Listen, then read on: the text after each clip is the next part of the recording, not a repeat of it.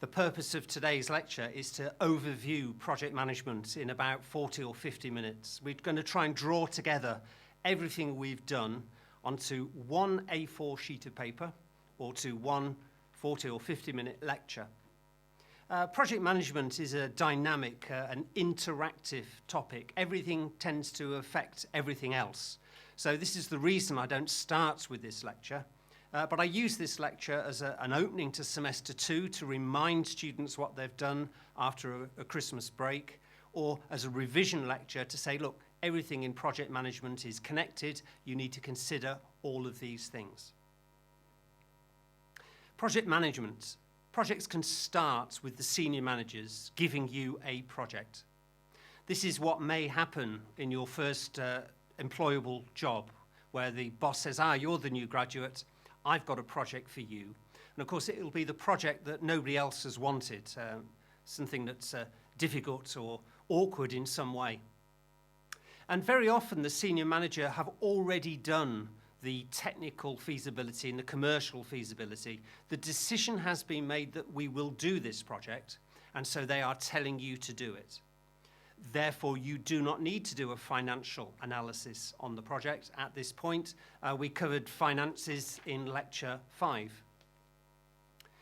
What you might want to consider when the senior management come to you with a new project is saying, right, so will you be my project champion for this project, my mentor? Will you help me motivate the project team at the start? Will you help me when things get into difficulties?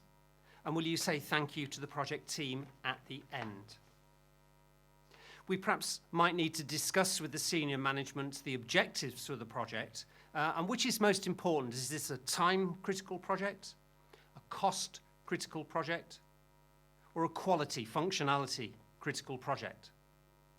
How does this project fit with the company's strategy? That might be some important information to help you motivate the project team so you know how this project helps the company meet its organizational goals. Is this project a runner, a repeater, or a stranger project? That's something you could ask the senior manager when they give it to you. You're trying to get a rough idea of how risky this project is. Is this project part of a program, or is it a standalone? Is it part of a bigger portfolio of projects, or is it standalone? Now, the senior managers may have decided some of the things you will do on this project. We talked in the OBS section about how the team is going to be structured. We talked about contractors, the strategy. Are we going to DIY? Are we going to use multi-contractors? So I'm just pointing down from the senior management here to indicate that they may tell you the organization structure. They may tell you whether you are or are not going to use contractors. They may tell you who is going to be in your project team, so you've got no choice about selecting the team. I've indicated a two-way discussion between the senior managers and the project objectives. And this is you accepting the project objectives from the senior managers, the time-critical project. Why have I got to do it by January the 1st? Why is the budget only £100,000? It's a two-way conversation such that you understand the overall project objectives. One of the things you have to discuss with the senior managers are the stakeholders in the project. While the senior managers are still trying to sell you the project and asking you to do this as project manager, you can say, well, who do you think the stakeholders are? We need to consider the important stakeholders and do a stakeholder analysis. Now, when you've been working with an organization for some months or some years, you will have the idea for the projects. In which case, you will be taking those project ideas to the senior managers. And you will need to prove and demonstrate to the senior managers that the financial viability, the feasibility, the technical feasibility, this project can be done, it fits with the company's strategy, it will make us some money, it will improve the company's image, it will benefit the organization in some way. Whichever project, whether it's been handed to you or whether it's your idea, we need to get the objectives clear. We covered this in lecture 1, lecture 2 mainly. Getting those objectives clear, linking the project to the company mission, the company's strategy, defining SMART objectives, having a project initiation phase, a project definition phase, having a vision for the project, having those clear SMART objectives such that we can communicate to everybody involved what this project is all about. And what we're doing here is we're writing that project charter, the project specification, or the project initiation document, or the project design document, whatever your organization wants to call it. A document that tells us everything we know about the project, the objectives, the key risks, the key milestones, the key players, the roles and responsibilities, and also includes what we don't know or the issues about the project. We're not sure where we're going to build it, we're not sure which contractors we're going to use, and it stops people assuming things on your project. We have to get our project objectives clear. One of the best ways of doing this is to get the project team involved with writing this project specification. They're going to be more committed and more motivated to actually doing the work if they're involved with generating the project objectives. When we're clear on the project's objectives, we need to create a work breakdown structure. Now, having said that the project has 3 objectives, time, cost, and quality, all we're looking at here is the quality, the functionality, what we're doing. And when we create the work breakdown structure, we don't reject things thinking, oh, that will be too expensive or that will take too long. If it needs doing to meet the quality of the project, then it goes in the work breakdown structure. A reminder, the work breakdown structure, we break our project into work packages. And these work packages could be based on the phases or the functions, the departments, or the products within our project, or a mixture. Remember, a good work breakdown structure has a planning, a doing, and a closing phase. We can break those work packages down into activities, tasks, subtasks, but at the lowest level, we've got a verb and a noun. So we can assign these tasks. So when you've broken something down to an element, a task that could be assigned to somebody that's easy to estimate time, cost, work, then we're probably at the lowest level. We can have as many levels as we require. On paper, you can manage 3 levels, 4 levels perhaps. Electronically, you can create 5, 6 levels. Again, more than that, it starts to get complicated.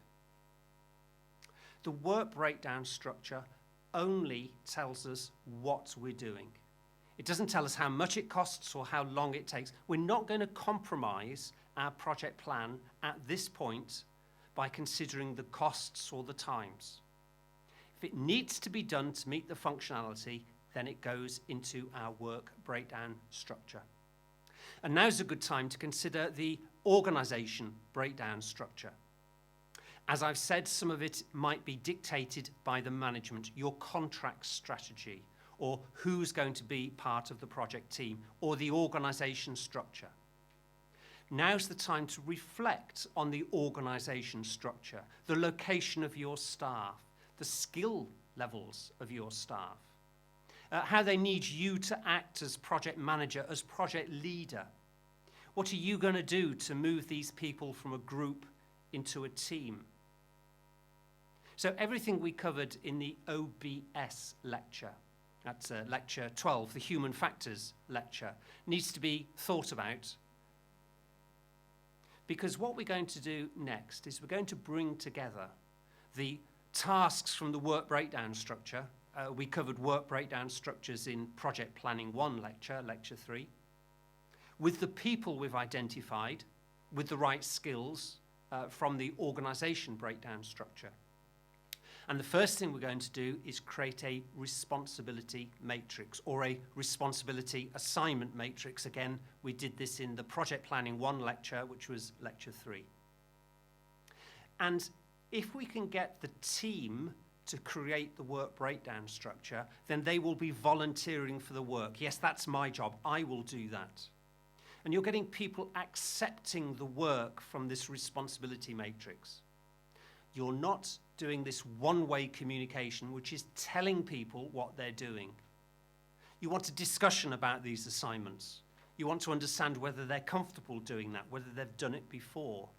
And this is going to give you some idea about whether they're going to have accurate estimates for these tasks. So we create this responsibility matrix, linking the people from the organization with the tasks from the work breakdown structure. Also in Lecture 3, we developed the responsibility assignment matrix into a project cost account. We got an estimate for the amount of work in each task, not the duration. That's the next step. The work and duration are different things. And when we get an estimate of work, we can ask somebody, how do you know? Because we need our plan to be built from good estimates. And people just saying, oh, I think it's 30 hours, when what they're really saying is, well, I think it's 15 hours, but I want to give myself some contingency, is not good enough. We need good, honest estimates. Remember, some of your people will be optimists and some will be pessimists. If the estimates they give you are very bad, then your cost total will be based on bad estimates. By getting estimates for the work, the number of hours, we could then get estimates for the material costs or other expenses associated with the tasks, and we can build up the cost account. Again, we did this in Lecture 3. And we also looked at ways of saving money in the cost account, moving the work to the cheapest resources or outsourcing the work. We might not be able to do that if the senior managers have told us to use internal staff. Negotiating better prices on material or equipment. Working smarter, not harder. Discussing the task with the project team to get the best way of working. Now, when we've generated the total budget for the project, we need to compare that with the cost budget we were given by the senior management. We're now in a position to say to the senior management, if you want me to deliver all of the quality, all of the functionality as displayed by this work breakdown structure to meet the functionality required for the project, then the budget I need is this. It's more than the cost target you've allocated to me. I need some more money. Now, the senior managers are going to say, oh, there's no more money. It must be done for that budget.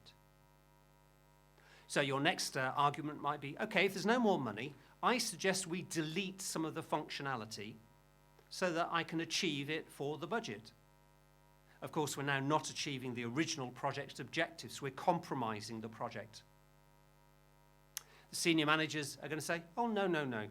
There's no more money, and I want all of the functionality.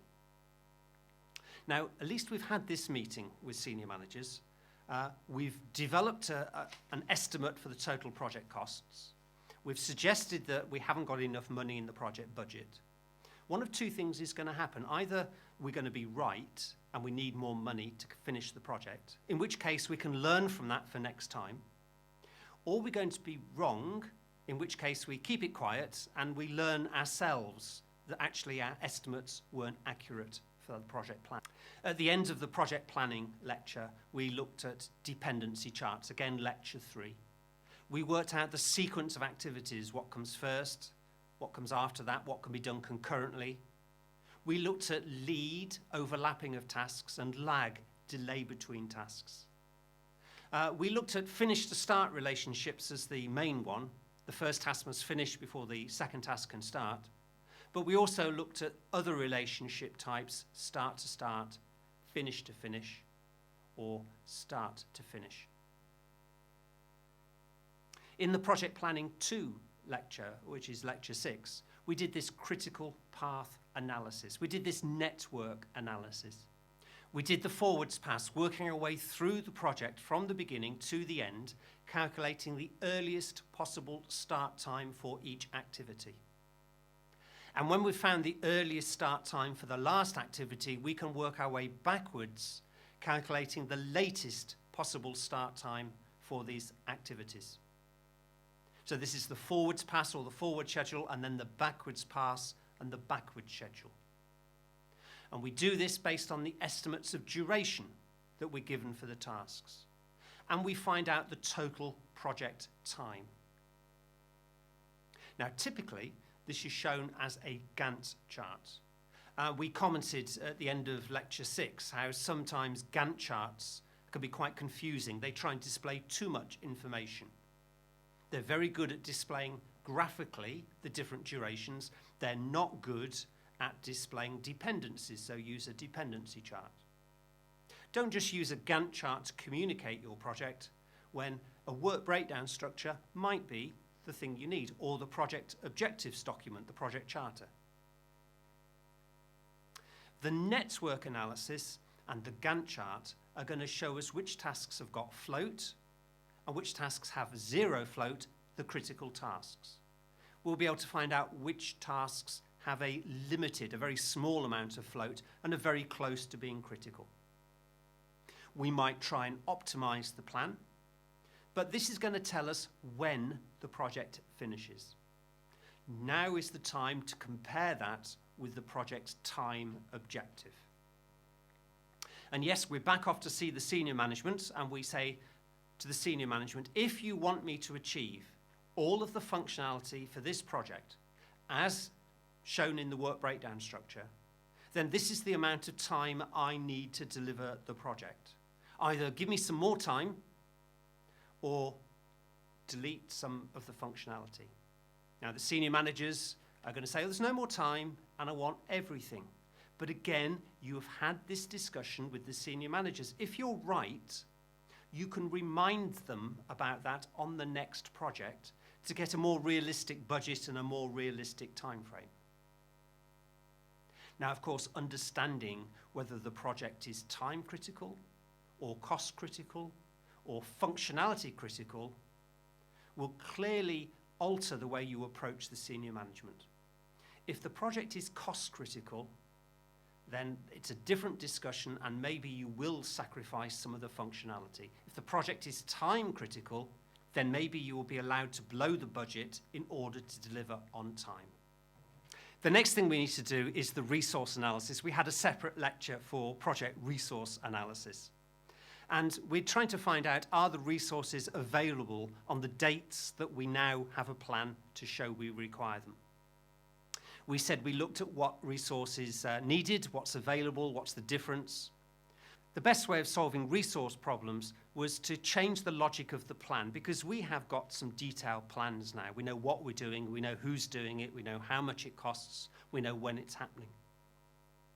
Companies often try and throw resources at their resource shortages by overtime working, by cancelling holidays, by getting in contractors. It can be very costly. It can be very stressful. It might go against the strategy that management have determined for using contractors. When we have solved our resource issues, we need to have a look at the project risk. A separate lecture on project risk taught us that we need to identify risks, assess risks, and then control risks. And we can control them by preventing the risk happening or mitigating it in case it does happen. We looked at many ways of identifying risks. We looked at drawing risk maps to assess them. We looked at decision trees and PERT analysis as ways of assessing risk. And we can control risks in many different ways, avoiding risks, transferring them to suppliers or contractors, managing risks, putting in budget or time provision into the plan for risks. Now, we've probably got a half-decent plan at the moment. We're going to iterate to this point. The plan doesn't go through this cycle once in a linear fashion. As we're developing this plan, it will iterate and it will get more and more detailed and more accurate. But at some point, we're going to say this plan is as accurate as we can get it. It's taking us longer to refine the plan for minimal returns. So at this point, we're going to baseline the project. We did project baselines at the beginning of lecture 10 on monitoring and control. And what baseline means is we're going to remember the estimates. Because we're about to start running this project, and guess what? What's really going to happen isn't going to be what we plan to happen.